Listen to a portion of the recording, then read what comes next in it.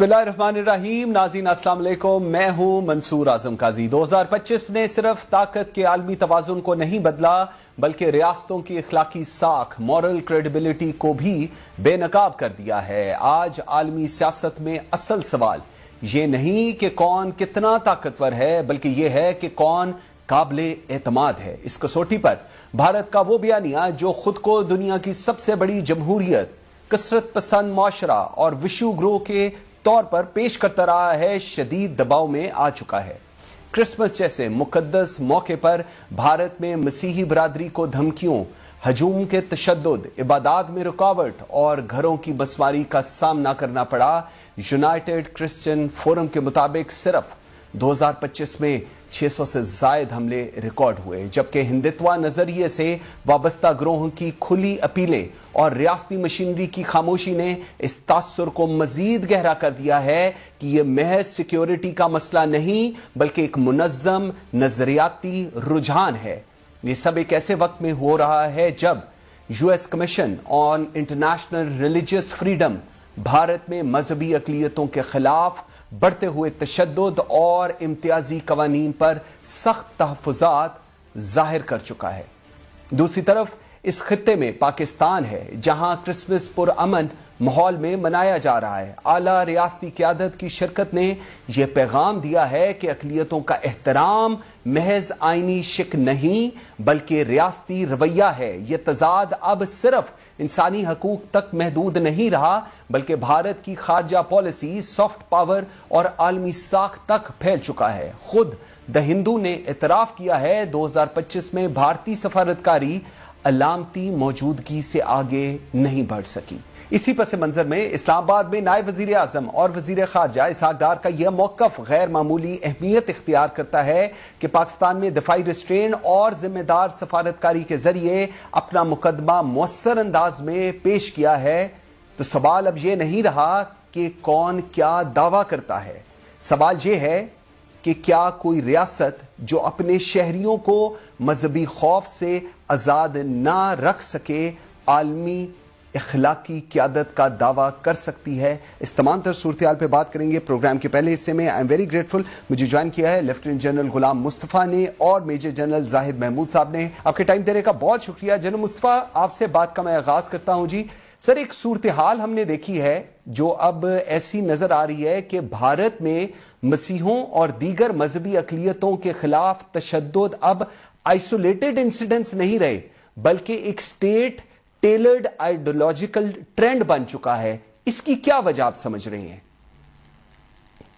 Basic वजह यह है कि मुझे हमेशा ये गिला रहा है कि हम लोग भारत के बारे में या उसकी तारीख के बारे में या हिंदुइज्म के बारे में हम ज्यादा पढ़ते नहीं हैं।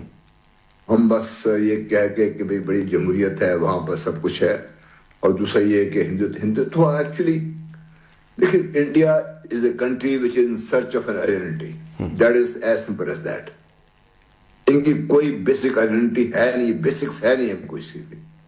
जब आप हिंदुइज्म की परतें निकालते जाते हैं तो प्याज की तरह आप उतारते जाए, अंदर से निकलता कुछ नहीं है। ये भी अंदर से है कुछ नहीं इनके पास। ये कई हजार साल पहले जिसके ये दावा करते हैं, इन्होंने एक ये जो मैथोलॉजी को तरतीब दिया और इसको एक मजहब का नाम दिया, उसको कभी आप देखिए तो हिंदू माइनॉरिटीज में थे और ये नॉर्दर्न इंडिया का एक ज्यादा ब्रेन चाइल्ड था। वहां से ये सारा कुछ आप देखिए, दास्तानें हैं, रामायण है, महाभारत है, सब पढ़ते रहे आप इसको। ठीक, लेकिन इन एसेंस ये एक वो आइडियोलॉजी लोगों पे मुसल्लत करने की कोशिश की गई थी कि नंबर एक, इंसान तो बराबर नहीं है।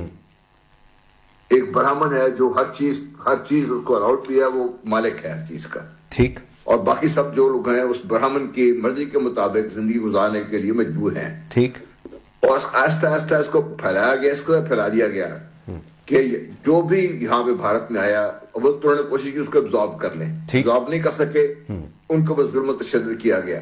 ये आज तक जारी है। ये मुसलमानों की आमद के बाद इस खित्ते में लोगों को पता चला कि भाई इंसान तो बराबर है।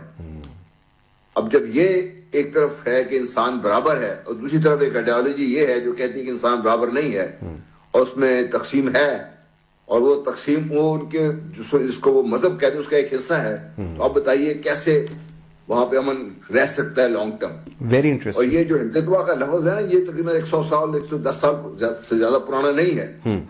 ये एक बंगाली लीडर थे जिन्होंने ये क्वाइन किया था ताकि कोई आइडेंटिटी तो बने, क्योंकि बंगाल में भी उस वक्त आप देखिए तो बंगाल में भी मुसलमानों का और हिंदुओं का आपस में क्लैश बढ़ा हुआ था। ठीक। मुसलमान अपनी तादाद बढ़ रही थी उनकी, इसलिए उन्होंने इस आइडेंटिटी को तवीज दी, और अब हम भी इसी को वही बात कर रहे हैं। वही बात। एक्चुअली तो ये एक वो आइडेंटिटी मुसल्लत करने की कोशिश की जा रही, जिसकी वजह से आप देखिए 2019 में ही बड़ा खुल के सामने आ गया था जब उन्होंने आसाम में तकरीबन 40 लाख खानदानों की शरीयत एक कलम से मंसूख कर दी, और कश्मीर में जो है वो आपके सामने है। उसके बाद से उन्होंने बाकायदा कहना शुरू कर दिया कि या तो हिंदू रहें आप, अगर हिंदू नहीं है तो फिर इस मुल्क में आ भी नहीं सकते इसमें। ठीक। अब ये जो तशद्दुद आपको नजर आ रहा है, ये जो अब एक्सट्रीमिज्म नजर आ रहा है इसको, क्योंकि ये आइडेंटिटी का जो पोल है वो खुल गया है लोगों के ऊपर। ये हिंदुत्व का पोल खुल गया हुआ है लोगों के ऊपर, आम जो भारतीय है उसके ऊपर भी खुल गया हुआ है, और दुनिया को भी नजर आना शुरू हो गया, जिस अभी यूएन की रिपोर्ट की आप बात कर रहे थे। सही। कि दुनिया को नजर आना शुरू हो गया कि ये तो एक बढ़ता हुआ एक ऐसा वो लावा है जो फटने को तैयार बैठा हुआ है। Very right. और इसमें बिल्कुल ठीक कह रहे हैं। अच्छा, इसमें अगर सर जनरल जाहिद महमूद साहब को भी मैं अगर ऐड करूं, जनरल साहब ये भी फरमाइएगा, जिस तरह अभी जनरल गुलाम मुस्तफा ने एक बड़ी क्लियर चीज बताई, और हिंदू मजहब का ये एक हिस्सा है कि तमाम बराबर नहीं है। अगर मैं बात करूं भारतीय जनता पार्टी की और इससे वाबस्ता ग्रोहों के नफरत अंगेज बयानिए जो खुलेआम मौजूद हैं, तो क्या रियासती इदारों की मुसलसल खामोशी को आप इंतजामी नाकामी कहेंगे, या जो अर्लियर बात हो रही है ये नजरियाती हम आहंगी है इस तमाम तर सूरत हाल की? जी, बिस्मिल्लाहिर्रहमानिर्रहीम। Thank you very much for having me, और मेरा जनरल मुस्तफा साहब को बहुत सलाम।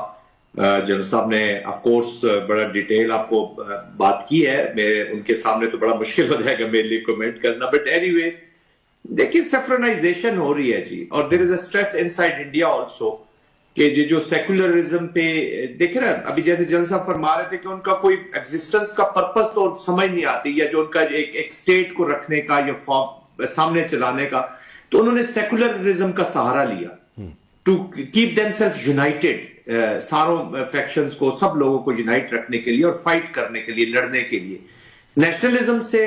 फिर आपने इंडिया की बात की कि इंडियन नेशनलिज्म पे वो इकट्ठा रख सकते हैं, बट स्लोली एंड ग्रेजुअली ये जो एक्सपेंशनिस्ट पॉलिसीज हैं, ये अखंड भारत जो है ये बेसिकली हिंदुत्व का जो बेस्ड है, हेट बेस्ड है, उसी की एक्सपेंशनिस्ट पॉलिसीज हैं। वो कहते हैं न सिर्फ रीजन्स को पूरे इलाके पे कब्जा करेंगे, बल्कि जो हिंदू ताबे रहेगा और हिंदू बन के रहेगा वही यहाँ पे सरवाइव कर सकता है। अब वहां पे उनकी सेफ्रनाइजेशन ऑफ मिलिट्री भी हो रही है जी, तो स्ट्रेस तो जरूर है वहां पे। जो स्ट्रेटेजिक माइंड है, सेकुलर माइंड है, जो समझता है कि ये हिस्से बखरे हो जाएंगे इस भारत के, इसको जोड़ने वाला the only thing can be democracy and secularism, अगर सबकी रिप्रेजेंटेटिव वहां पे है नहीं जी।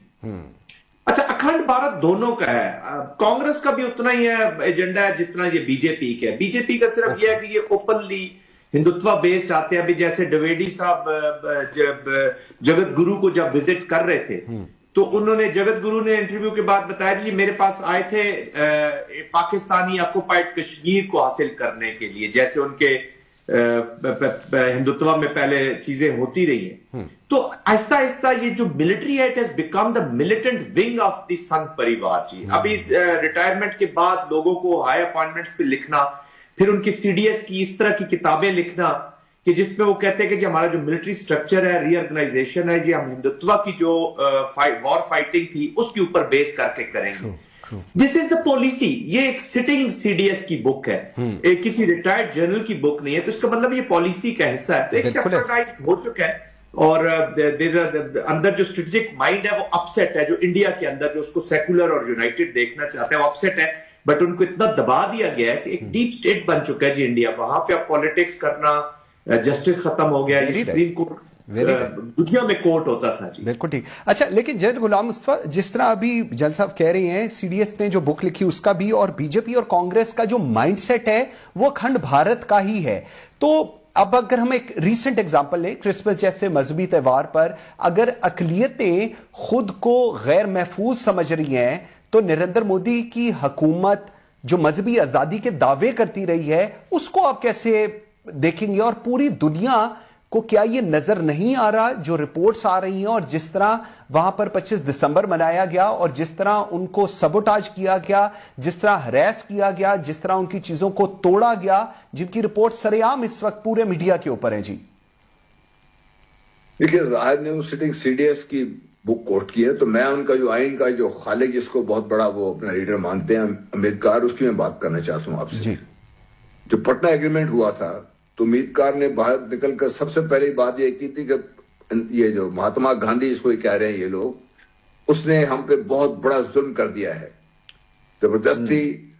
کیونکہ اس وقت سے ان کی کوشش یہ تھی کہ 20 سے 22% جو ہندوز ہیں وہ باقی لوگوں کو ساتھ ملا کر، یہ جو مائنورٹیز ہیں، جو نان شیڈول جو کاسٹ ہیں، اس قسم کی سب کو ملا کے ہندو بنایا جائے ان کو. تو یہ آج کے مسئلہ نہیں ہے، ان کو اس وقت سے مسئلہ ہی ہے، اس وقت سے مسلسل کوشش ہو رہی ہے. یہ آپ بالکل صحیح کہہ رہے ہیں اس بات کی. اس کی دنیا کو اس کا نظر پتہ ہے، جو دنیا جو اسٹڈی کرتی ہے جانتی ہے، وہ جانتی ہے ان کو. لیکن مسئلہ یہ ہے کہ انٹرنیشنل اسٹیبلشمنٹ نے ایک فیصلہ یہ کیا ہوا ہے کہ اس خطے کو جس کو ہم بھارت کہہ رہے ہیں، اس کو ہم نے استعمال کرنا ہے as the launching pad against, جس طرح پہلے انہوں نے برٹش نے کیا، اس کے بعد امریکن نے استعمال کیا چین کے خلاف. یہ تاریخ کا حصہ ہے نا، میں کوئی نئی بات نہیں بتا رہا آپ کو. اب اسی کو وہ استعمال کرنا چاہتے ہیں چین کے بڑھتے ہوئے سرسوخ کو. چین نے بڑے آسانی سے جو اکنامک اسپیس تھی نا اس ریجن میں، وہ تقریباً ساری کی ساری آکوپائی کر لی ہوئی ہے. ٹھیک. اب امریکہ کے لیے کہ وہ اسپیس رہی نہیں. ملٹریلی امریکہ جو ہے وہ چین کا مقابلہ اس لیے نہیں کر سکتا کہ امریکہ based on naval and air warfare. India کے اپنا چین کے پاس لینڈ فورس بہت بڑی ہیں، وہ کسی وقت بھی بھارت کے مسئلہ کھڑا کر سکتی ہیں. تو دنیا دیکھنا تو چاہتی ہے، بڑی بڑی فیکٹری ہے، یہ فیکٹری فلور دنیا کا بنا ہوا ہے بڑی یہاں پہ اکانومی کے لیے. لیکن دنیا کو اب یہ نظر آنا شروع ہو گیا ہے اگر اس کو اسی طرح چھوڑ دیا گیا تو یہ جو ایک لاوا میں بات کر رہا ہوں نا، یہ پھٹے گا اور یہ پورے خطے تو کھا جائے گا. باقی دنیا کے لیے بھی بہت بڑا یہ بدامنی بنے گی اس سے. اور اس کی وجہ سے آپ دیکھیے کہ بھارت کے لیے مجبوری ہے یہ کہ وہ اپنے آپ کو ایکسپینڈ کرتا رہے، ایک اپنی طاقت کو دنیا کے سامنے ظاہر کرتا رہے. ورنہ اگر یہ بھی اس کے پاس سے نہ رہے اور اس کی طاقت کو لوگ ماننے سے انکار کر دیں، جس طرح پاکستان نے بالکل نہ صرف انکار کیا بلکہ ان کو ایسا جواب دیا ہے، اب ان کی طاقت کا بھرم بھی کھل گیا، جس کی وجہ سے ان کا جو یہ کوشش تھی ایک آئیڈینٹی کریٹ کرنے کی، وہ بالکل ختم ہوتی نظر آ رہی ہے ان کو. اس لیے آپ نے 25 دسمبر کو بھی دیکھا، اس کے بعد بھی دیکھیں گے، اس سے پہلے بھی آپ دیکھ لیجیے گا. لیکن ٹھیک سر، لیکن زاہد جو جنرل غلام مصطفیٰ بات کہہ رہی ہیں، اگر بھارت کی یہ مجبوری ہے اپنے آپ کو اس طرح دنیا کے سامنے دکھانا، تو میں ایک اگر کمپیریزن کروں Christmas in India versus Christmas in Pakistan, تو کیا یہ محض تہوار تقابل ہے؟ آپ اس کو اس طرح دیکھ رہی ہیں؟ جنوبی ایشیا میں جو ریاست اور اقلیت کا تعلق ہے، جو دو متضاد ماڈلز پر چل رہا ہے، یہ وہ ہے. اس کو آپ پھر کس تناظر میں دیکھیں گے؟ کیونکہ ہماری طرف تو ہم نے دیکھا، چاہے پرائم منسٹر ہوں، چاہے چیف آف ڈیفنس فورسز ہوں، دیور دیئر مائنورٹیز کے ساتھ انہوں نے ان کی سیلیبریشنز منائی ہیں اور یہ چیز کو انشور کیا ہے کہ یہ صرف آئین کا حصہ نہیں، یہ ریاست کی ایک ذمہ داری ہے کہ وہ اپنی اقلیتوں کا خیال کریں. اس کو آپ کس پیرائے میں پھر دیکھیں گے؟ جی بالکل، پاکستان میں بھی آپ دیکھ رہے ہیں کہ جو ہمارے فلیگ کے اندر بھی جو اقلیتوں کی رنگ ہے وہ بالکل وہاں پر موجود ہے. اس کا مطلب ہے کہ یہ پاکستان کے لوگ ہیں، irrespective of caste, color, creed اور religion، پاکستانی ہیں اور وہ پاکستان اور ہم رہ رہے ہیں. جی ہم تو اسی سوسائٹی میں رہ رہے ہیں اور ہمارے ساتھ کرسچینز، ہم فوج میں ہیں، جل صاحب کو بہتر پتہ ہے، فوج کے اندر کرسچینز بھی ہیں، سکھس بھی ہے اور یہاں پہ ہم بالکل ایک ہی طریقے سے رہتے ہیں. بٹ بھارت کے اندر اس وقت دیکھیں، بھارت کے اندر Bharat has created enemies G within and without. جو within اس کا enemy ہے وہ all minorities ہیں. اب مسلمانوں کا میں دیکھ لیں 547 سیٹس ہیں جی وہاں پہ لوک سبھا میں. مسلمان وہاں پہ 17 سے 17.5% مسلمان رہتے ہیں انڈیا کے اندر. Representation is only 4%. 27 ممبرز ہیں پارلیمنٹ لوک سبھا میں مسلمان جو ہیں، none from Bharatiya Janata Party جو گورنمنٹ میں پاور میں بیٹھی ہوئی ہے. اس کے بعد پھر ابھی جو اس طریقے سے لنچنگ ہوئی وہاں پہ کرسچینز کی 738 آج سے تقریباً 15 दिन पहले तक जो इंसिडेंट इस साल में हुए 738 इंसिडेंट्स हुए लिंचिंग के, किलिंग के, इंटिमिडेशन, कोर्जन के अगेंस्ट क्रिश्चियंस ओनली। मैं सिर्फ बात कर रहा हूँ क्योंकि आप क्रिसमस की बात कर रहे थे, तो इट्स अ ह्यूज नंबर। अभी पिछले दिनों आपने वो वीडियो देखी होगी टीवी पे जो वायरल भी बहुत हुई सोशल मीडिया के ऊपर, जहां पे एक ब्लाइंड क्रिश्चियन वुमेन को इनकी एक सूबाई वजीर जो है वो इंटिमिडेट टुवर्ड्स कर रही है कि जी ये कर रहे हैं, कन्वर्जन्स कर रहे हैं। कन्वर्जन्स की मैं आपको बात बताता हूँ, ये तकरीबन 4% के करीब, 3.7 के करीब तकरीबन क्रिश्चियंस वहां पे हो गए थे। Today they are 2.4% in India. तो मुझे तो नहीं समझ आती कि कन्वर्जन कैसे वहां पे इंक्रीज हो रही है। तो सिर्फ उसका बहाना बनाते हैं, minorities are all enemies. Laws देख लें जो ये पास करते हैं, सिर्फ मुसलमानों के कॉन्टेक्स्ट में देख लें जो इन्होंने वक्फ बिल किया 370-35A, तो ये they have created these enemy with in, और उनको बिल्कुल ये खत्म करना चाहते हैं, हिंदुत्व की तरफ लेके जा रहे हैं जिसका स्ट्रेस है। और अब मीडिया के ऊपर भी कुछ आवाजें आना शुरू हो गई हैं, लेकिन जब आप मीडिया पे डिबेट देखते हैं तो ये आवाजें बिल्कुल थोड़ी सी आवाज होती है, और मानने वाली आवाजें जो है वो मेजर वहां पे चंक आपको नजर आएगा कि कैसे हेट को प्रोपोगेट कर रहे हैं through their information warfare also. तो ये पूरा रंग चुका है जी इनका मीडिया, इनके वेरी राइट। अच्छा, लेकिन ठीक, लेकिन जैन साहब, अगर जैन मुस्तफा, अगर मैं इस चीज को मुस्तकबिल की अगर तरफ हम देखें तो क्या भारत का ये जो एक दाखिली नजरियाती बहरान है, इसकी soft power, strategic partnership, global influence और बतदरीज हम देख रहे हैं कि कमजोर नहीं हो रही, खास तौर पर ऐसे वक्त में जब मजहबी आजादी आलमी सफारतकारी का मरकज बनती नजर आ रही है, इसको आप फिर किस तरह देखेंगे अगर हम इस पूरे को एनालाइज करें फाइनली? तो देखिए, ये जो रियल पॉलिटिक्स है इंटरनेशनल लेवल पर, वो इन चीजों को नजरअंदाज करने के लिए तैयार हो जाती है। ये जो ह्यूमन राइट्स वायलेशंस है, या रिलीजियस फ्रीडम है, या माइनॉरिटीज का ख्याल रखना है, ये किताबों की हद तक और डिक्लेरेशन की हद तक ही रहता है। अब देख लिया गजा में हुआ, कोई खड़ा नहीं हुआ उसके लिए, मुसलमानों को जो जिस तरीके से किया खड़ा नहीं हुआ कोई इसमें। इससे पहले इंडोनेशिया में आपने देख लें, सूडान में जो कुछ हो रहा है देख लें, उसकी बातें कोई नहीं करता। तो ये तो इंटरनेशनल लेवल पर जो पीरियड पॉलिटिक्स है उसका एक हिस्सा है ये। मैंने पहले भी कहा, भारत आज से नहीं, बड़े सगीर भी जिस वक्त था तो उस वक्त भी इसको एक लॉन्चिंग पैड इस्तेमाल करते रहे चीन के खिलाफ। ठीक, पहले बरतानिया ने किया, उसके बाद अमेरिका ने किया, अब फिर दोबारा, चूंकि अमेरिका इस वक्त ग्लोबल पावर के तौर पर सारी दुनिया मान रही है उसको, फिर अमेरिका इसी तरफ है। इसके मुआहदात देख लेना भारत के साथ किस तरह हुए हुए, और वो इस चीज को बिल्कुल नजरअंदाज कर देते हैं जब वक्त आता है उसका। Very right. उनको उस वक्त ये तकलीफ होती है, वो एज ए कोर्सिव टूल इस्तेमाल करते हैं इस चीज को, वो सब वो कोर्सिव टूल इस्तेमाल उस वक्त होता है।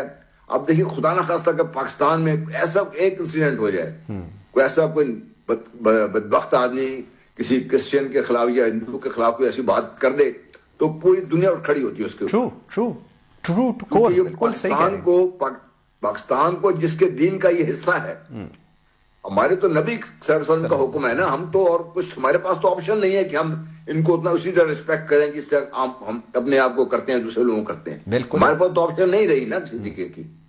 ये चीजें उनको खाती है वो। इस चीज का देखिए, एक तरफ ये जो भारत की आपने बात की, वो सब हमने अभी मजाहिद भी कह रहे थे, मैं भी कह रहा था, बात ही कर रहे थे मैं, दूसरी तरफ आप एक ऐसा नजरिया है जिसमें इंसान बराबर है, कोई दीन की, उसके मजहब की, किसी रंग नस्ल कोई कैद नहीं है, उसके भी उतने ही हकूक हैं जितने किसी और के हकूक हैं, बल्कि उसका ख्याल ज्यादा रखा जाता है। बिल्कुल। और दूसरी तरफ एक रिलीजन है, बिल्कुल सही, जिसमें लोग बराबर नहीं है। लेफ्टिनेंट जनरल गुलाम मुस्तफा साहब, thank you very much. Major general Zahid Mahmood साहब, आप दोनों के टाइम देने का बहुत शुक्रिया जी। नाज़रीन, टेक अवे मैसेज इसके लिए यही है, हिंदुस्तान के लिए स्पेशली, कि a state that fails to protect faith at home eventually loses credibility abroad. एक ब्रेक लेते हैं नाज़रीन, मेरे साथ रहिएगा। Welcome back after the break. जी नाज़रीन, खैबर पख्तूनख्वा के वज़ीर आला सुहेल खान अफरीदी का लाहौर दौरा अब एक सियासी ताकत आजमाई में तब्दील हो गया है। पंजाब असेंबली के मुलाजमीन की धक्कम पेल, सख्त जुमलों का तबादला और प्लांटेड सहाफियों के साथ तल्ख मुकालमे के बाद सियासी दर्जा हरारत मजीद बढ़ गया है। इल्जामात लगे کہ وزیر اعلیٰ اور ان کے ہمراہ آنے والے افراد کو اسمگلنگ اور چرس جیسے سنگین تانوں کا سامنا بھی کرنا پڑا، جبکہ شہر میں سیکیورٹی کے نام پر فوڈ سٹریٹس، بازار، لبرٹی مارکیٹ اور تجارتی مراکز بند کر دیے گئے۔ موٹر وے کے ذریعے لاہور پہنچنے والے وزیر اعلیٰ نے پارٹی کارکنان، وکلاء، طلبہ اور اسیر رہنماؤں کے اہل خانہ سے ملاقاتیں بھی کی، زمان پاک بھی گئے اور اس کے بعد فوڈ سٹریٹ بھی گئے، لیکن فوڈ سٹریٹ بند ہونے کے باعث بغیر کھانا کھائے واپس روانہ ہونا پڑا۔ سہیل خان افریدی کا موقف واضح تھا کہ لاہور میں مہمان نوازی کی روایت پامال کی گئی، جبکہ پارٹی کارکنان کو اسٹریٹ موومنٹ کے لیے متحرک رہنے کا پیغام بھی دیا گیا۔ تو سوال یہ ہے کہ کیا یہ دورہ تحریک انصاف کے لیے سیاسی دباؤ بڑھانے کا مؤثر ذریعہ بنا، یا پھر اس نے صرف محاذرائی کی، تلخی اور ادارہ جاتی کشیدگی میں اضافہ کیا؟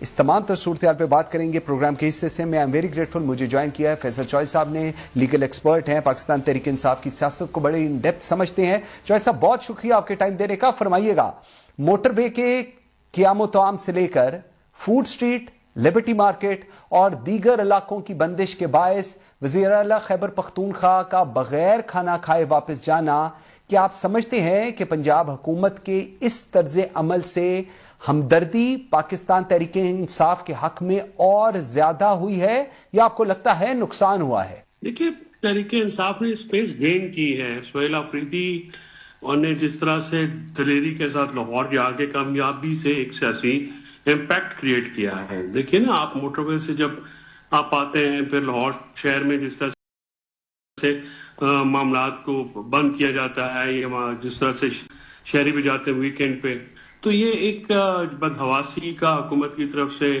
مظاہرہ کیا گیا، اور یہ سیاسی پریشر جو ہے وہ نظر آیا ہے۔ یعنی پاکستان تحریک انصاف کے جو سہیل افریدی صاحب ہیں، وہ وزیر اعلیٰ بن کے تو نو ڈاؤٹ آپ کی فرسٹ ایئر کی یا سیکنڈ ایئر کی لیڈرشپ میں پہلے تو وہ عام کارکن تھے، تو آپ دیکھیں نا کہ ان کی آمد سے اتنا جو ہے وہ شیکی ہو گئی ہے حکومت۔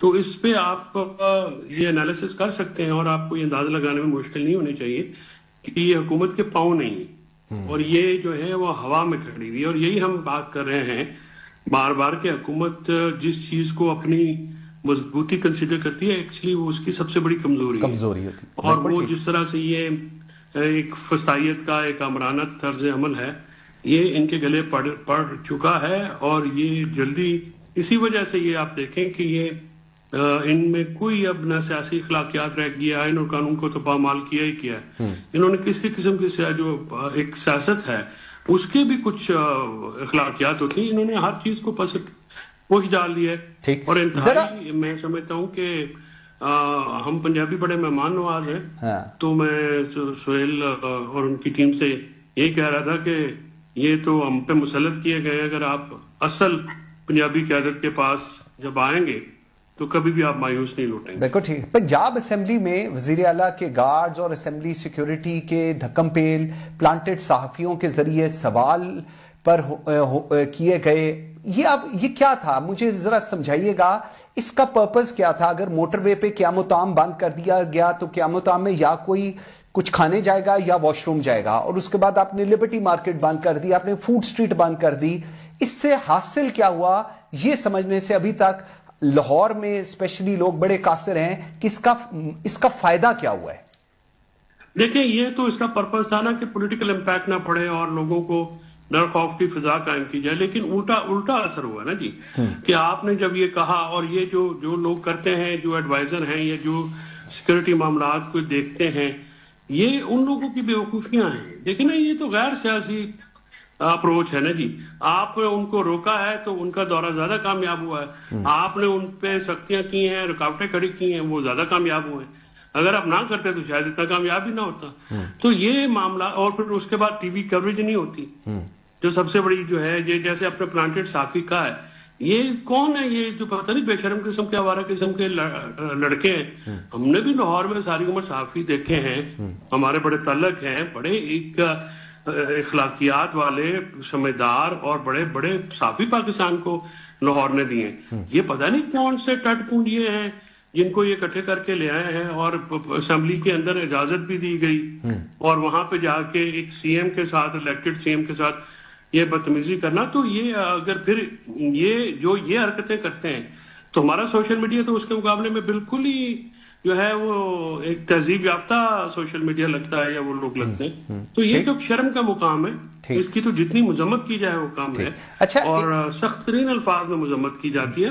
میں سمجھتا ہوں کہ آپ سب جانتے ہیں لاہور میں آپ سب رہتے ہیں, ہمارے جو صحافی جو اصل صحافی ہیں جو وہ بالکل ہی اس قسم کی باتوں پہ یقین نہیں رکھتے. اسی لیے یہ جو ہے نا یہ کرائے کے جو ہیں یہ لوگ لائے جاتے ہیں ٹیٹو, کیونکہ اکثر لوگ ان کے جو ہے ظاہر ہے وہ اپنی اخلاقیات یا اپنی عزت وقار پہ کیوں سودا کریں گے. بالکل ٹھیک. وزیر اعظم شہباز شریف اور حکومتی وزراء مذاکرات کی بات کر رہے ہیں, جبکہ پارٹی کے اندر احتجاج مذاکرات پر تقسیم نظر آتی ہے. کیا آپ نہیں سمجھتے کہ اس مرحلے پر مذاکرات عمران خان کے لیے سیاسی مشکلات کم کر سکتے ہیں, کیونکہ یہ ایک ڈیبیٹ پاکستان تحریک انصاف کے اندر بھی اس وقت چل رہی ہے, اس کو آپ کیسے دیکھتے ہیں؟ دیکھیے سر, بات یہ ہے کہ آج بھی میں دیکھ رہا تھا کچھ صحافیوں نے رپورٹ کیا ہوا تھا کہ ان کی ملاقات ہوئی صبح سہیل خان سے, تو وہ یہ کہہ رہے تھے کہ مذاکرات کی ٹیبل پہ لانے کا. دیکھیے اس وقت مذاکرات ہی آگے بڑھنے کا تو واحد حل سیاست میں وہی ہوتا ہے, لیکن جو دباؤ کریٹ کرنا چاہ رہے ہیں, دیکھیں نا پی ٹی آئی سے انقلاب نہیں آ رہا اور اسٹیبلشمنٹ اور حکومت سے پی ٹی آئی ختم نہیں ہو رہی. اب اس کا بیچ کا راستہ تو ڈائلاگ ہی ہے, یعنی آپ اسی لیے ہم نے کہا نا کہ آپ اگر عمران خان صاحب سے آپ گھبراتے ہیں تو پھر کوٹ لکھپت والوں کو آگے لے کے آئیں تاکہ ایک معاملہ تو آگے بڑھے نا جی. تو کوئی تھوڑی سی کمی تو ہو, کانفیڈنس بلڈنگ میئر جو ہیں وہ آپ جو کرنا چاہتے ہیں حکومت کو, یہ تو کچھ نہ کچھ اقدامات تو کرنے پڑیں گے تاکہ ماحول اچھا ہو, اور متوازن رہنے کے لیے پھر سارے فریقین کو متوازن رہنا پڑے گا. پی ٹی آئی سے توازن کی خواہش کی ڈیمانڈ کی جاتی ہے اور خود غیر متوازن حرکتیں کی جاتی ہیں, تو اس طرح سے تو معاملہ آگے نہیں بڑھے گا. اور معاملہ جو ہے باہر طور پہ حکومت اور اسٹیبلشمنٹ نہیں ڈیسائیڈ کرنا ہے کہ انہوں نے اس کو ٹمپریچر نیچے کرنا ہے یا نہیں کرنا, اور دو باتیں ہیں اس پہ ڈیسائیڈ کرنا. اور اگر انہوں نے یہ جو گفتگو کے لیے جو تجویز ہے کوٹ لکھپت کے قیدیوں کی, میں سمجھتا ہوں ایک صائب تجویز ہے اور اس سے ایک اچھا ماحول کریٹ ہو. اچھا, اس میں ایک اور چیز, دو میجر سوال ہیں. ایک تو یہ جو صحافی جس کو میں پلانٹڈ صحافی کہہ رہا ہوں کیونکہ صحافت ایسی نہیں ہوتی, آپ نے بھی بتایا, اس کے بعد جو مینا خان کا جواب آیا ہے اس کے اوپر بھی اس وقت ایک ڈیبیٹ چل رہی ہے. امیڈیٹلی ذاتیات پہ چلے جانا, چاہے وہ پیپلز پارٹی ہو, پی ایم ایل این ہو یا پی ٹی آئی ہو, اس کو آپ کس تناظر میں دیکھ رہے ہیں؟ میں سمجھتا ہوں کہ مینا خان کا جو جواب تھا وہ بھی مناسب نہیں تھا. دیکھیے سیاسی طور پہ آپ لوگوں کو تیار ہونا چاہیے. یہ تو ایک آپ کہنے نا کہ وہ ذرا رائل کرنے کے لیے یہ چیز ہوتی ہے, تو نہیں ہونا چاہیے تھا. اور ذاتیات پہ تو بالکل نہیں آنا چاہیے. ہم سارے ماؤں بہنوں بیٹیوں والے ہیں, اگر کوئی تھرڈ کلاس حرکت کرتا بھی ہے تو اس کا جواب اس طرح سے نہیں دینا چاہیے, باوقار انداز سے دینا چاہیے. سہیلا خان خود بڑے باوقار انہوں نے ایک انداز اپنایا ہے جس سے ان کی سیاسی فتح ہوئی ہے اس دورے پہ. سہیل افریدی کا کہنا ہے کہ جیل سے آزادی یا موت کا پیغام آ چکا ہے. یہ کس تناظر میں چیز ہے؟ کیا یہ جذباتی ایک بیانیہ ہے, یہ ایک آئندہ کا لاہی عمل ہے, حکمت عملی ہے, کیا ہے یہ؟ قائد صاحب یہ پہلے بھی دیکھیں نا کہ یہ جو ہے نا, یہ میں اس پہ تھوڑا فرینکلی اسپیکنگ میں اس کو سیاسی اسلوب نہیں سمجھتا. اوکے, یعنی آزادی یا موت تو وہ عمران خان صاحب نے ظاہر ہے اپنے ووٹرز کو یا ان کو موٹیویٹ کرنا چاہتے ہیں اور ان کا جو ہے وہ سلسلہ کرنا چاہتے ہیں, لیکن ظاہر ہے یہ جو موٹیویشن ہے باقی جو باہر کے لوگ ہیں ان کو یہ بھی تو خیال کرنا ہے کہ عمران خان صاحب کی جو تکلیف ہے وہ زیادہ نہ ہو اور معاملہ جو ہے وہ اس طرح سے نپٹا جائے کہ ان کی تکلیف بھی نہ ہو اور معاملہ حل بھی ہو جائے. اس کے لیے آپ کو ایک پراپر ٹیم چاہیے ہوتی ہے جو کہ غیر جذباتی ہو اور معاملات کو کنٹرول کر سکے. ٹھیک, ایک ٹیم کی بات کی, لاسٹ سوال ہے میرا ذرا. بلاول بھٹو نے کہا ہے کہ ملک کو سیاسی تقسیم سے نکالنے کے لیے صرف ایک فرد پر بھروسہ اور امید ہے, یعنی آصف علی زرداری صاحب, جنہیں وہ مفاہمت کا بادشاہ قرار دیتے ہیں اور جن کے ذریعے پاکستان کو موجودہ مشکلات سے نکالا جا سکتا ہے. اس حوالے سے آپ کا کیا موقف ہے؟ دیکھیے سر, بات یہ ہے کہ وہ زرداری صاحب ہوں یا کوئی اور بھی ہوں, وہ تو جس نے بھی مفاہمت کرنی ہے وہ مفاہمت کرے نا جی. دیکھیں نا, تو وہ ضروری ہے کہ اس کے لیے معاملات جو ہیں وہ اس طرح سے यहाँ जरदारी साहब का भी एक रोल है, ज़ाहिर है पीपल्स पार्टी की स्टेक होल्डर है, वो अपना रोल अदा करे। तो उसको तो जैसे मैं कहता हूँ कि इन्होंने शहबाज शरीफ साहब ने मुज़ाकरात की बात की, अच्छी बात की है, और अगर हम इसको अमली जामा बना सकते हैं जरदारी साहब तो बिल्कुल बनाए। डायलॉग होता आपको नजर आ रहा है? डायलॉग होता नजर आ रहा है? देखिए सर, बात यह है कि डायलॉग करवाने की कोशिश की जा रही है, उसकी राह हमवार करने की कोशिश की जा रही है, और यही एक कोशिश है कि मुल्क में तवाज़ुन आए, मुल्क में सियासी टेम्परेचर्स लो हो, और इसी की एक दाग बेल डाली है नेशनल डायलॉग कमेटी ने। तो दुआ करनी चाहिए कि कोई भी शख्स, कोई भी फर्द, कोई भी गिरोह अगर इसमें कामयाब होता है तो उसमें पाकिस्तान की कामयाबी है, अवाम की कामयाबी है। तो टेम्परेचर तो नीचे आने चाहिए, तभी मुल्क चलेगा ना जी। वेरी राइट, तभी हम आगे बढ़ सकेंगे। Very right. फैसल चौधरी साहब, बहुत शुक्रिया आपके टाइम देने का, वेरी ग्रेटफुल। नाज़रीन, ब्रेक लेते हैं जी, ब्रेक से वापस आएंगे तो जो हमारे माशी हालात हैं और जो इंडस्ट्रीज के हालात हैं उस पर बात करेंगे। चेयरमैन एप्टमा मियां कामरान अरशद मेरे साथ होंगे एक छोटी सी ब्रेक के बाद। Welcome back after the break जी। नाज़रीन, पाकिस्तान ने रवा माली साल के पहले 5 माह में 3.03 अरब डॉलर से जायद बैरूनी कर्ज और माली इमदाद हासिल की है, जो पिछले साल के इसी अरसे के मुकाबले में 13.6% जायद है। इस रकम में बैनुल अक़वामी मालियाती इदारों से 1.25 अरब डॉलर, मुख्तलिफ ममालिक से 807.6 मिलियन डॉलर और न्यू पाकिस्तान सर्टिफिकेट के तहत 965.9 मिलियन डॉलर शामिल हैं, जो रुपए में तकरीबन 858 अरब रुपया बनते हैं। गैर मनसूबावार इमदाद में 531 अरब रुपया मौसूल हुए हैं, जिनमें से 273 अरब रुपए बराह रास्त बजट सपोर्ट में मिले हैं। इस्लामी तरक्याती बैंक से 109 अरब रुपए का कर्ज दिया गया है, जबकि सऊदी अरब ने 500 मिलियन डॉलर की तेल सहूलत फराहम की है।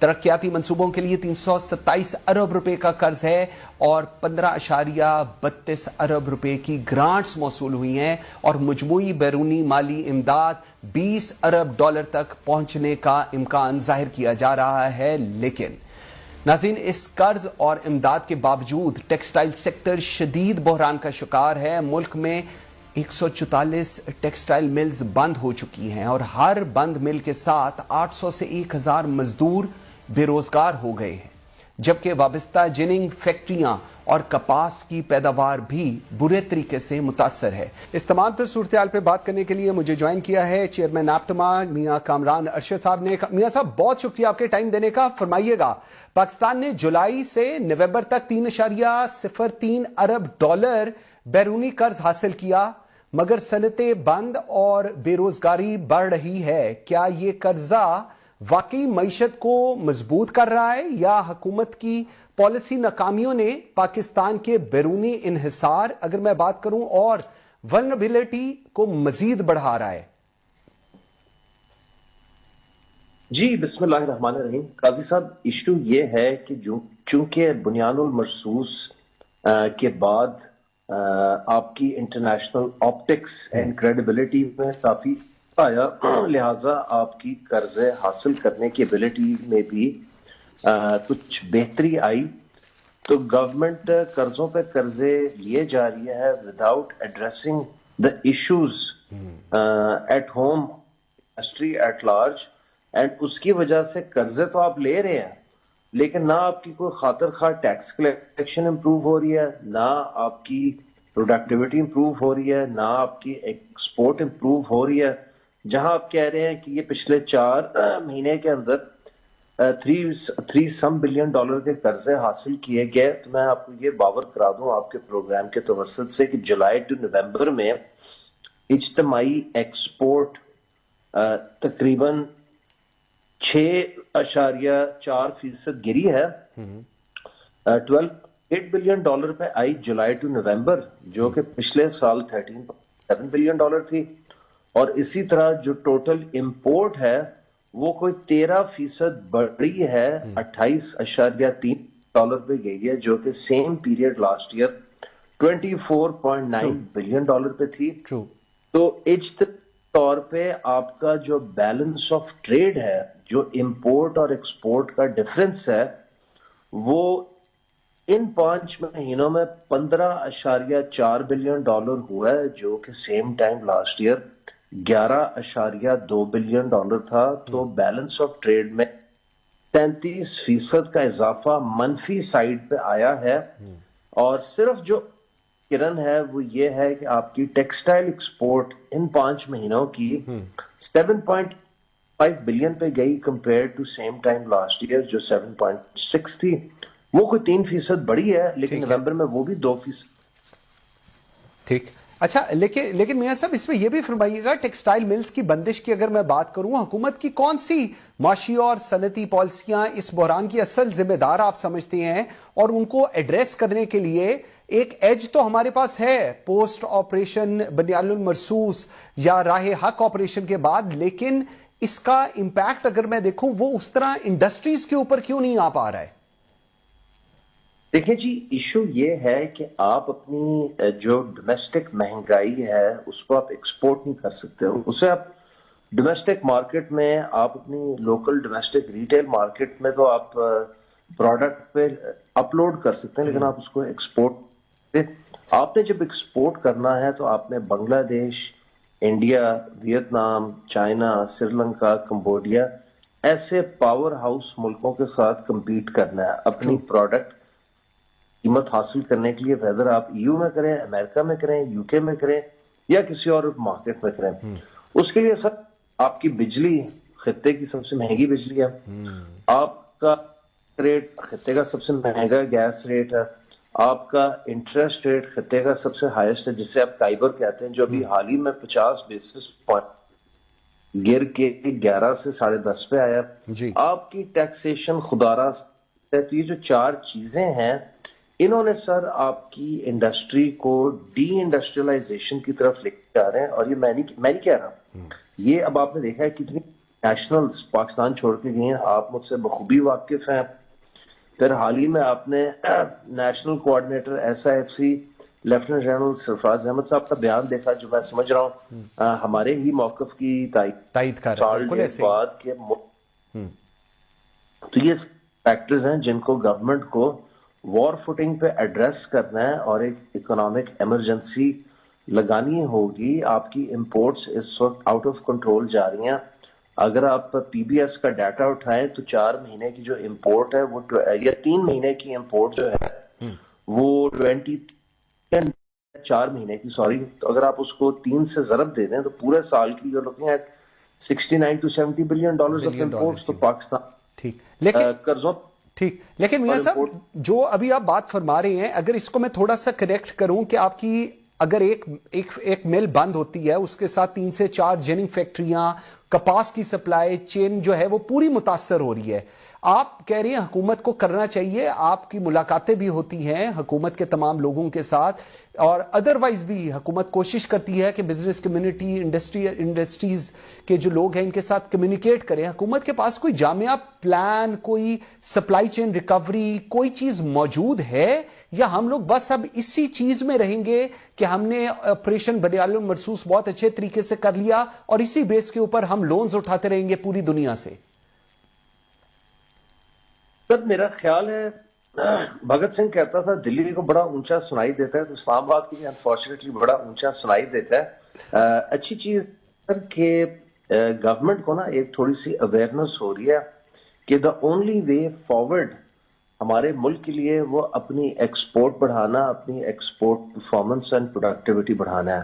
اب اس کے لیے کیا کرنا ہے؟ پہلے آپ کو انرجی ٹیرف کو کریکٹ کرنا ہے. ہم بار بار ان کو باور کرا چکے ہیں گورنمنٹ کو، حکومت وقت کو، کہ آپ انڈسٹری سے 131 ارب روپے کی کراس سبسڈی لے رہے ہیں. ہم کوئی سبسڈی نہیں، آپ الٹا جو چیز ہماری کاسٹ آف سپلائی میں ایگزسٹ نہیں کرتی، آپ یعنی کہ کی، کمرشل کی، دوسرے سیگمنٹس کی چوری چکاری، لائن لاسز، TND لاسز، ان ایفیشنسی لاسز، وہ آپ انڈسٹری کو بل کر رہے ہیں. وہ زیادتی ہے. وہ bill it where it originates from, یا اگر آپ اسے ادھر نہیں لے کے جانا چاہ رہے کیونکہ آپ کو صنعت کی شکل میں ایک آسان vulnerable کسٹمر ملا ہوا ہے، تو سر آپ اس کو سارا بس میں لے جائیں، آپ PSDP میں لے جائیں. 131 ارب روپیہ گورنمنٹ کے لیے in the larger scale of things کچھ بھی نہیں ہے. 2 برج کم بنا دیں، 3 سڑکیں کم بنا دیں، لیکن ساری قوم کی میں ہاتھ جوڑتا ہوں یہ 131 ارب روپے سے جان چھڑا دیں. بجلی جب اور طرف فسکل بجٹنگ کریں گے تو سر آپ کی بجلی کا ریٹ 6 سے 7 روپے یونٹ کم ہو جائے گا. بالکل ٹھیک. تمام انڈسٹریل صارفین B2 B3 B4 customers all across all discos of Pakistan بجلی کا ریٹ نیچے آ جاتا ہے. آپ کی پروڈکٹیوٹی بہت امپروو کرتی ہے. بند کارخانے چلنے کی امید بنتی ہے. پارشل کیپیسٹی کارخانوں کی کیپیسٹی پہ جانے کی امید بنتی ہے. بالکل صحیح. لیکن جو آپ ابھی بات کہہ رہی ہیں کہ گورنمنٹ بلنگ کر رہی ہے انڈسٹری کو، لیکن حکومت مالی سال میں 20 ارب ڈالر تک بیرونی مالی امداد کا تخمینہ دے رہی ہے. یہ جو رقم ہے کہ آپ کو لگتا ہے یہ صنعت پر استعمال ہوگی، برآمدات، روزگار کے تحفظ کے لیے استعمال ہوگی، یا صرف بجٹ خسارہ، قرضوں کا دائرہ گھمانے کے اس پورے پروسیس میں آپ اس کو دیکھتے ہیں؟ اس پہ آپ کا کیا ویو ہے؟ پر افسوس سے کہنا پڑ رہا ہے کہ یہ صرف اور صرف لون ری پیمنٹس، ڈیٹ سروسنگ ہوگی. آپ کا جو NFC ایوارڈ ہوگا وہ ہونے کے بعد فیڈرل گورنمنٹ کے پاس جتنے پیسے رہ جائیں گے وہ بیئرلی سبسٹینشل ہوں گے فار ڈیٹ سروسنگ یا سود کی ادائیگیوں کے لیے. کو 8 ارب رہ جائے گا. آپ کا جتنا اسٹیگرنگ ڈیٹ ہے انٹرنیشنل کو 130-32 ارب روپیہ، اس میں آپ خالی جو ڈیٹ سروسنگ یا فائنینشیل کاسٹ ہے وہ کیلکولیٹ کر لیں، وہ ایک اسٹیگرنگ اماؤنٹ ہے. تو NFC ایوارڈ کے بعد اتنے ہی پیسے رہ جائیں گے جس سے ڈیٹ سروسنگ ہو. بالکل ٹھیک. اگر میں بات کروں توانائی کی، آپ بھی پہلے بات کر رہے تھے انرجی کی قیمتیں بہت اونچی ہیں. ٹیکس جو ہے وہ ٹیکسٹائل سیکٹر کے اندر ایک بحران کی طرح، یا اس کی بنیاد اگر میں کہوں تو وہ غلط نہیں ہوگا. کون سے اقدامات ہیں، مطلب گیس کے ہوں، بجلی ہوں، ریفنڈز ہوں، ٹیکس ہوں، کون سا سب سے زیادہ امپیکٹ ہے؟ اور حکومت اگر سیاسی حکومت کی اگر میں بات کروں، وہ کوشش کرے، SIFC کا ویو پوائنٹ ہم سن چکے ہوئے ہیں، حکومت کون سی چیزوں کو انیشلی اگر ایڈریس کرے تو آپ کو لگتا ہے کہ یہ ایک بریدر آ سکتا ہے ٹیکسٹائل انڈسٹری کے اندر؟ میرا خیال ہے نمبر 1 جو ڈویبل چیز ہے وہ ہے کہ آپ بجلی کے ریٹ کو یہ 131 ارب روپے کی جو گورنمنٹ نے کراس سبسڈی انڈسٹری کے اوپر لاگو کی ہوئی ہے، اس کی گورنمنٹ بجٹنگ کر لے. ہم کسی قسم کی سبسڈی نہیں مانگ رہے، نہ IMF آپ کو اجازت دے گا گیس کے ریٹ میں سبسڈی دینے کی. ہم یہ کہہ رہے ہیں اس کو، یہ ہماری کاسٹ آف سپلائی کا حصہ نہیں ہے، یہ ایک رجسٹرڈ فیکٹ ہے. یہ 93 جمع 131 ارب ہوتی تھی، 93 ارب ہٹ گیا. کچھ ایسے عناصر تھے جنہوں نے 131 ارب کو ہٹنے نہیں دیا. That was part of the reason کہ بجلی کا ریٹ 45 روپے سے گر کے ایک دفعہ 30 روپے، 34-35 روپے پہ چلا گیا. اگر یہ 131 ارب روپے ہٹ جاتا ہے تو میں سمجھ رہا ہوں بجلی 70 روپے پہ آ سکتی ہے، which will be very close to 8 یا 9 سینٹ. 8 یا 9 سینٹ نہیں ہوگی لیکن پھر بھی ایگزسٹنگ سے بہت بہتر ہوگی. نمبر 1. نمبر 2، جو آپ کا کائبور ہے، شرح سود، یہ بھی 10.5 پہ ہے. انفلیشن آپ کی 6 سے 7 کے درمیان میں. ریزن وائی کہ کائبور 8 سے 9% کے درمیان سنگل ڈیجٹ میں ہونا چاہیے. بالکل آئی ایگری. بالکل ٹھیک. آگے سر نیکسٹ. ہم اپریشیٹ کرتے ہیں گورنمنٹ نے اس کو 22 سے 10.5 پہ لے آئی ہے، لیکن more needs to be done. Next آپ کو سر یہ ٹیکسیشن ریشنلائز کرنی پڑے گی. ہیوی ٹیکس کا برڈن آپ سیلریڈ کلاس، رجسٹرڈ یا ڈاکومنٹڈ سیکٹر پر خالی نہیں ڈال سکتے. گورنمنٹ کو ٹیکس نیٹ کو براڈن کرنا ہوگا، وسیع کرنا ہوگا، تاکہ اس میں اور لوگ آئیں، نہ کہ ہر سال انہانس ٹیکس کلیکشن کا برڈن آپ documented salaried class registered sector پہ ڈالیں. اینڈ چوتھا، آپ کو گیس کی پرائسز بھی ریشنلائز کرنی پڑیں گی، اینڈ آپ کو واپس انڈسٹریلائزیشن کی طرف جانا ہے، ورنہ آپ کا جو گیس کا سرکولر ڈیٹ ہے وہ بجلی کے سرکولر ڈیٹ سے کہیں ایکسپونینشلی زیادہ ریٹ پہ بلون کر کے پھر آپ وہیں کے وہیں کھڑے ہوں گے. سرکار نے ابھی بجلی کا سرکولر ڈیٹ ریٹائر یا پارشلی ریڈیوس کیا، ادھر سے آپ کا گیس کا سرکولر ڈیٹ جو ہے وہ آسمان کو چھو رہا ہے، تو اگین اس کی کاسٹ کرنی ہے. بالکل ٹھیک. بالکل ٹھیک. میاں کامران ارشد صاحب، چیئرمین نیپٹما، بہت شکریہ آپ کے ٹائم دینے کا. Very grateful. ناظرین، اگر ترقی کا مطلب صرف کنکریٹ، چمکتی موٹر ویز، رنگ برنگی بسیں اور تصویروں میں چلتی ٹرینیں ہیں تو پھر یہ سوال ناگزیر ہے کہ قوم آج تاریخ کے بدترین قرض، مہنگی ترین بجلی اور مسلسل خساروں کی دلدل میں کیوں دھنسی ہوئی ہے. مسلم لیگ نون نے میگا منصوبوں کو ترقی کا چہرہ بنا کر بیچا، मोटरवेज, ऑरेंज ट्रेनें, मेट्रो बसेस, बिजली घरों के इफ्तिताई तख्तियां और इश्तिहारात में तो कामयाब रहे, मगर जब उनका माली पोस्टमार्टम किया गया तो हकीकत लर्जा देने वाली है। पावर सेक्टर के गर्दिशी कर्ज पर अगर सिर्फ सुर्खी देखें तो तस्वीर हौसला अफजा है।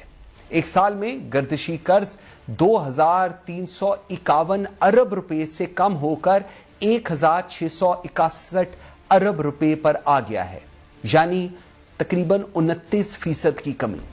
लेकिन जब हम तफसील में जाते हैं तो हकीकत कहीं ज्यादा तल्ख नजर आती है। सिर्फ जुलाई में 2025 में कर्ज 47 अरब रुपए बढ़ा और इस कर्जे की बुनियादी वजह कोई आलमी बहरान नहीं बल्कि मुल्की डिस्कोस की मुसलसल नाकामी है। रिकवरी में कमी, लाइन लॉसेस में कमी, इंतजामी नाअहली, यही अवामिल 87 अरब रुपए के नुकसान का सबब बने। आज भी 908 अरब रुपए पावर प्रोड्यूसर्स के वाजिबात हैं, 660 अरब रुपए पावर होल्डिंग लिमिटेड में पाक हैं और 35 अरब रुपए की सब्सिडी बजट में तो है मगर जारी नहीं की जा सकी। यानी कर्ज कम नहीं हुआ, इधर उधर मुंतकिल हुआ। कर्ज उतारा नहीं गया, फाइनेंसिंग पैकेजेस से वक्ती तौर पर दबाया गया। हकीकत यह है कि जब तक डिस्कोस की इस्लाह नहीं होगी, रिकवरी बेहतर नहीं होगी और सब्सिडी शफाफ और बर वक्त नहीं मिलेगी, गर्दिशी कर्ज हर साल नए नाम नई शक्ल के साथ वापस आएगा। रियासत अदादो शुमार से वक्ती सुकून ले सकती है मगर मईशत सिर्फ निजाम की दुरुस्तगी से संभलती है। सवाल यह नहीं कि कर्ज कम हुआ या नहीं हुआ, सवाल यह है कि क्या हम मसले की जड़ पर वार कर रहे हैं या सिर्फ नंबर से खुद को बहला रहे हैं। और आखिर में बस सिर्फ यही मैं कह सकता हूं, ये जो शहरे तरक्की के ख्वाब दिखाए गए थे, ये जो शहरे तरक्की के ख्वाब दिखाए गए थे, ये कर्जों की जंजीर थे, हमने हार समझकर पहन लिए।